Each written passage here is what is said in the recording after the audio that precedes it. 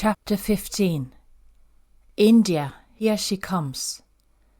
Anna Veronica is in India with her older brother Christian, who has been here several times before, seeking help to try and recover from an old traffic injury, fatigue syndrome, and months in bed believing his life was over. A characteristic odour meets them the moment they set foot on Indian ground. Anna Veronica knows this smell from somewhere. She breathes in as she searches her mind. Where is it from? Then she remembers. It is the smell of burnt sweetgrass on hot stones in a sweat lodge, soothing and relaxing like an old trusted friend. Along with the familiar smell, a wave of heat hits them as they leave the airport. Anna Veronica immediately falls in love with it all. The sounds, the smells, the humidity, the tropical plants, the beautiful flowers, the dilapidated shacks in stark contrast to the big expensive houses, the traffic with all the mopeds, sometimes carrying up to 4 or 5 people, and the 3-wheeled rickshaws, most of them with an altar hanging in the front window. Anna Veronica guesses it must be for protection, because traffic here is crazy compared to what she's used to back home.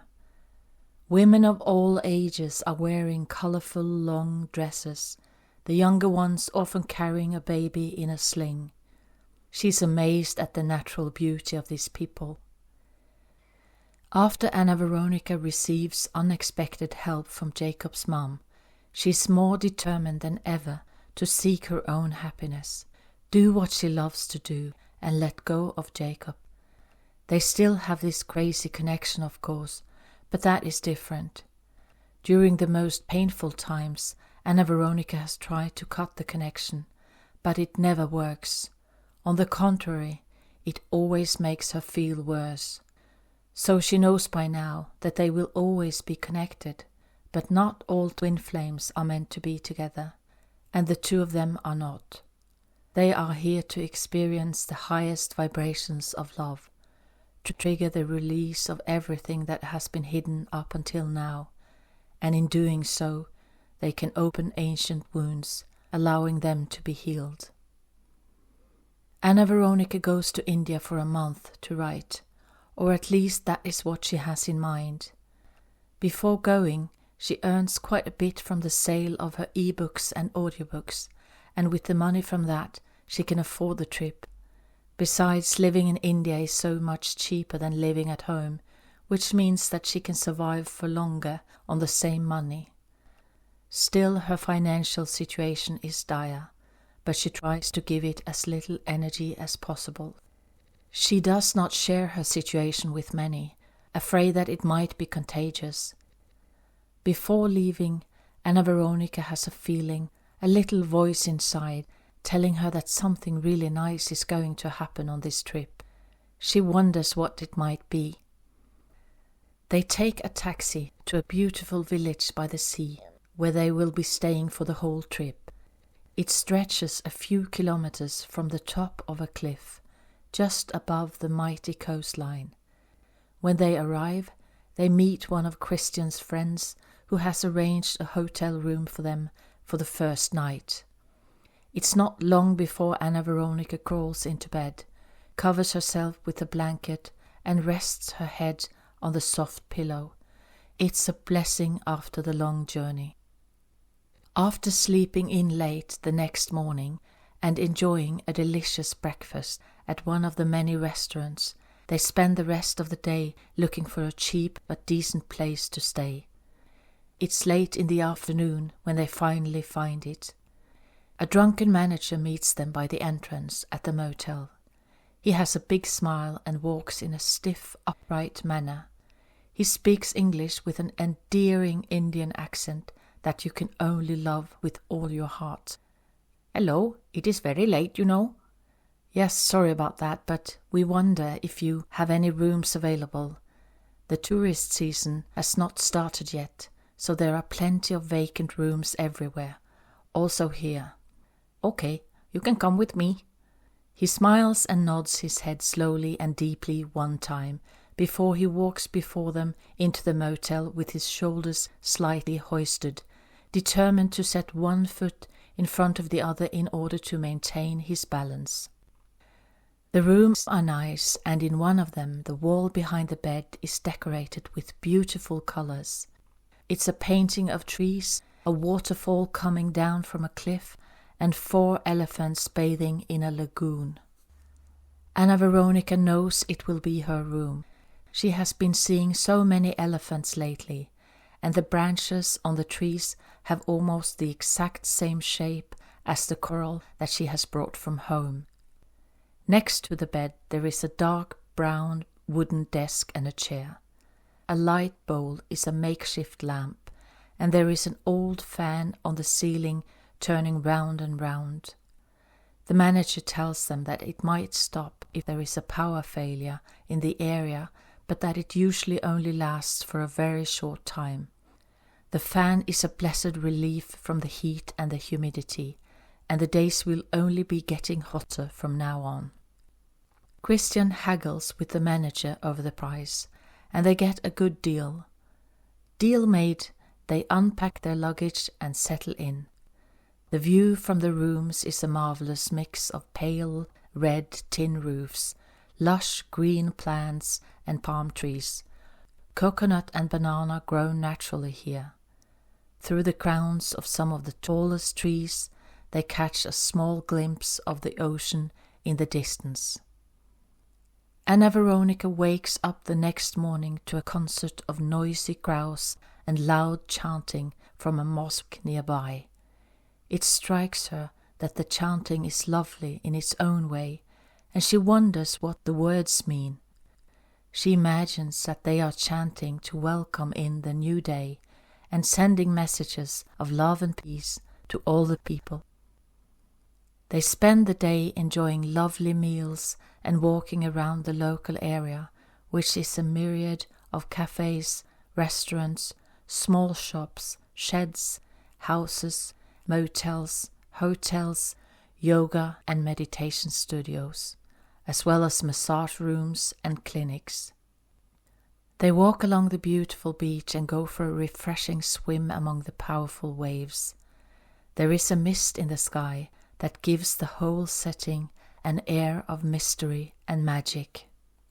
Anna Veronica sends a few pictures to Jacob, who writes her back that it is probably due to the heat, humidity and pollution. He is always the realist, she is the dreamer. The cleaning ladies, or at least that is what they call them here in India, without anyone feeling remotely insulted, are smiling and laughing, whether they are sweeping the paths and pavements for coconut leaves or cleaning the floors. They work in teams of 2 to change the beds, talking and laughing while doing so. Anna Veronica does not understand a word of what they are saying, but cannot help feeling the joy coming from these light-hearted women.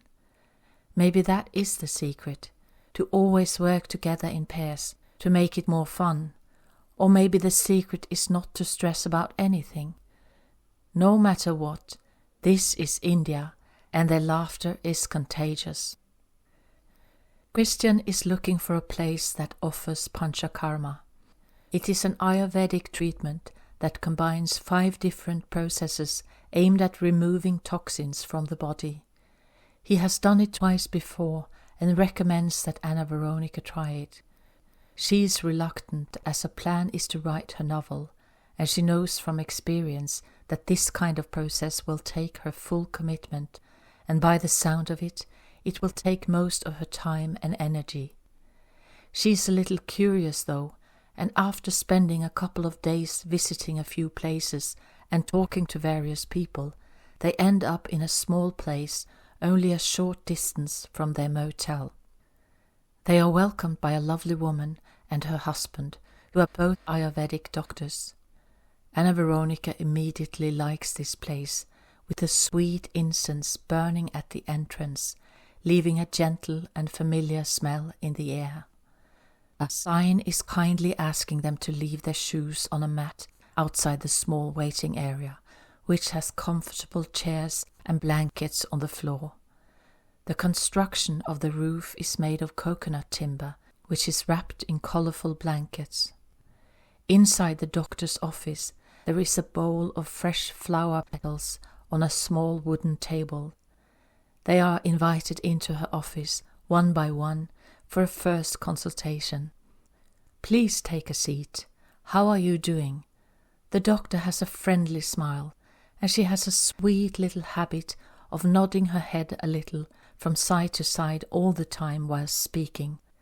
Most of the people here do that, and Anna Veronica finds it so cute. It's also contagious, and she sometimes finds herself doing the same. The doctor takes her pulse and looks at her tongue.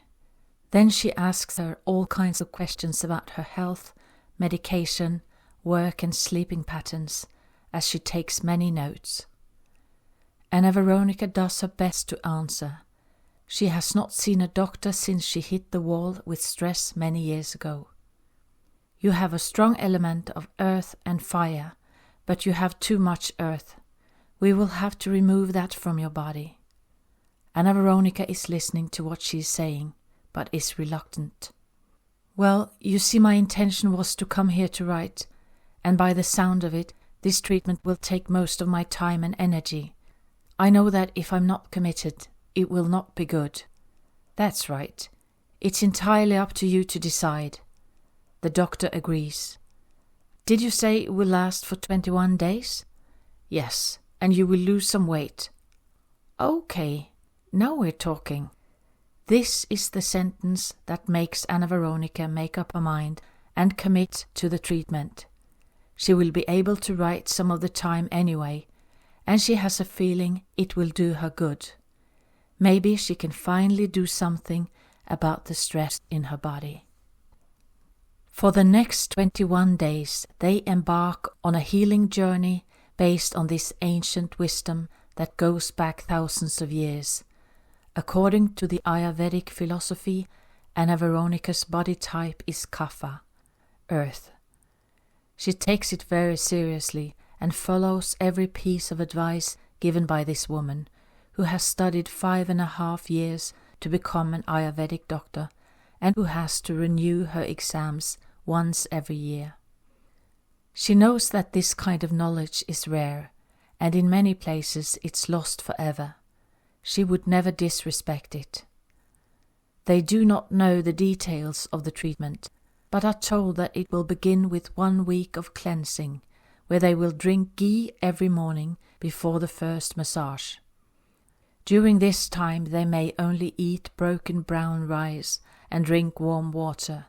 Some fresh ginger in the hot water is acceptable, but no bottled water, and they are told to avoid any kind of yoga or stretching of the body while cleansing. They will receive massage twice a day, once in the morning and once in the afternoon, from a masseur, or therapist as they call them here, who are trained for this kind of work. They begin the treatment the next day. Anna Veronica is only here for a month, so she doesn't have that much time. When they come to the clinic the next morning, they are met with warm and friendly smiles from the doctor and the young therapists. Then it is time for ghee with added herbs, served in a small shot glass. "Well, here we go. Cheers!" Anna Veronica looks at the thick golden liquid before she closes her eyes and drinks it all in one gulp. It's not as bad as she thought, but she gratefully accepts the lemon that one of the therapists gives her to smell, to distract her from the taste. Then it's time for the first massage. The girl who will be Anna Veronica's therapist is a stunningly beautiful 21-year-old young woman. She tells her that her nickname is Chinu, but that her real name is Guru. They try to communicate in English as best as they can, but it's not always easy. Still, they manage to find ways to understand one another, and they soon establish a warm, friendly, and caring relationship. As the treatment begins, Anna Veronica has no idea what she has gotten herself into. At first, she sits on a chair, and Chino begins by putting some kind of powder on top of her head and rubs it in. Anna Veronica doesn't know what it is, but it strikes her that it is applied on the area on the head which is open on all newborns. She remembers her own children when they were babies with a tender and loving feeling in her heart. Chino continues by pouring oil onto her head. Then she starts massaging it. Anna Veronica cannot help but notice that this girl sure has some strength in her arms. When she is done, Anna Veronica's head and long, thick hair is soaked in oil. It's now that she clearly remembers the doctor's words from before. No head shower for 1 week while cleansing, and no swimming in the sea. Okay, she can do this. After the head treatment, it is time for body massage. Somehow Chino manages to communicate to her to take off all her clothes and lie down on the massage table. Nothing seems more natural to this girl than nudity. So there she is, Anna Veronica, lying completely naked on a wooden massage table that is a little too short for her, in a small dark room with 2 tiny windows covered by some worn pieces of fabric. She is looking up at the thin, colorful blankets on the ceiling, there to try and cover up the pale red tin roof from the inside. Some dust falls from the ceiling and down onto her naked body, mixing with the oil. Outside she can hear a group of yoga students chanting a very long Om, followed by powerful drumming. A gecko hurries across the wall made of coconut leaves. Then it stops and stands completely still. It strikes her that its head, 4 legs, body and tail almost create a piece of art on the wall. It is so little, and she is not afraid of it. Then all of a sudden there is a big boom coming from outside. Anna Veronica looks at Chino, her eyes almost bulging with surprise. What was that? Did someone just get shot? No, coconut fall on roof. Chino smiles. But you can die if you get one in your head, right? Anna Veronica points to her head and pretends she is dead. Yes, you can die. Chino nods her head and laughs. Anna Veronica is a little too surprised to laugh. Are you okay? Chino looks at her a little questioningly. Are you okay? What does it mean? Anna Veronica thinks that Chino is trying to teach her a word in her own language and repeats the word, but Chino only looks at her a little bewildered. Are you okay? Chino repeats the word one more time. Are you okay? Are you okay? What does it mean? Anna Veronica continues to practice saying the word and wants to know what it means. Now Chino has a slight frown across her forehead. You want to know are you okay in my language? Chino seems annoyed that she doesn't understand. Oh, I see. Are you okay? You mean, are you okay? Anna Veronica realizes that there has been a slight language misunderstanding. Yes, are you okay? Chino looks more relieved now that Anna Veronica finally understands. Yes, I'm okay, thank you. She nods her head and laughs. Chino laughs too. Anna Veronica is in India all right, and she's loving it. They continue with the treatment, and Chino carefully pours slightly warm oil over Anna Veronica's body. She heats it on a small flame from a gas burner placed on a small table by one of the walls. Then she starts the massage. Anna Veronica quickly learns to relax into it and surrenders herself to the treatment. She soon finds the wooden massage table surprisingly comfortable. As her body is bathed in grease, she notices that the oil has a somewhat familiar smell. What can it be? Then she recognizes it. It has a slight smell of onion. She asks Chino about it, but she does not understand. Then Anna Veronica smells the oil and pretends as if she is peeling an onion and wiping her eyes. "Is this onion, make you cry?" "Oh, yes, onion, make you cry." Chino's face is one big smile and they both laugh. Anna Veronica is never quite sure if she gets it right though, but they do their best. After the treatment, she puts on her clothes and sits down on the chair while Chino dries her hair with a towel before she combs it and makes a braid. It makes it more bearable with all the oil, and the way Chino is taking care of her is very sweet and almost makes Anna Veronica feel like a little girl. After the second massage later that afternoon, they get 2 little black pills to chew and swallow. Anna Veronica wonders. There is something familiar with this taste. The doctor is not always there to ask, and none of the therapists speak much English. She forgets all about it until she wakes up the next morning and it dawns on her. It was the taste of the ashes from the Ayurvedic fire ritual. She asks Chino about it later, and after a long and funny session of creative communication, Anna Veronica believes that this must be it. The pills come from a ritual at sunrise and sunset, where you pour ghee over dried cow dung and burn it in a small fire in a copper vessel whilst chanting some special words. She knows this because a grandmother friend of hers in Denmark has performed this ritual. Anna Veronica joined her on a couple of occasions and has performed it herself a few times. However, this was before she became homeless and too stressed and tired to get up at sunrise and staying awake until sunset. After a few days, Anna Veronica feels that there is a smell of ghee from every pore in her body. The doctor tells them that it goes into their cells and lubricates their bodies from within. She can feel that her body is getting looser as the days pass, almost wobbly in a way. She jokes about being a jellyfish, and Chino laughs. They do that a lot, the two of them, laugh, and Anna Veronica is eager to practice words in their language. One night after she has eaten her bowl of broken brown rice and is on her way back to her room, the manager is out walking, and not exactly steadily. When he sees her, he does his best to look sober and throws an arm around her shoulder. Anna Veronica accepts it, as he is a nice man.